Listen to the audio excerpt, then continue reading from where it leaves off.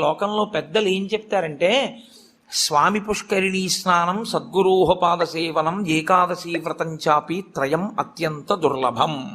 ఈ మూడు చెయ్యలేరు అని చెప్తారు. ఎందుకు చెయ్యలేరు? స్వామి పుష్కరిణీ స్నానం అక్కడికి వెడతాడు, ఆనందనయం చుట్టూ 100 మార్లు తిరుగుతాడు, కానీ పుష్కరిణిలో స్నానం చేద్దామన్న ఊహ వాడికి రానేరాదు. సద్గురోహ పాదసేవనం, సద్గురువు పాదములు పట్టుకునే అవకాశం ఇవ్వడు. ఎందుకు ఇవ్వడు? ఒక్కటే కారణం, నాకు అసలు కాళ్ళ నొప్పులే ఉండవంటాడు. ఆయన అసలు కాళ్ళు పెట్టించుకోవడం ఆయన జన్మాంతరంలో ఆయన చేయడు. కాబట్టి అసలు గురువుగారి కాళ్ళు బట్టి అదృష్టం నీకు ఎప్పుడు వస్తుంది? నువ్వు ఆయన కాళ్ళు నిప్పిడితే కదా నువ్వు వీళ్ళు పట్టుకోవడానికి.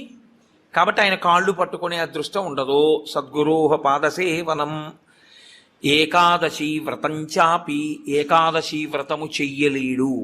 ఎందుకు చెయ్యలేడో తెలుసా అండి? మీరు అంగీకరించినా అంగీకరించకపోయినా శాస్త్రీయమైన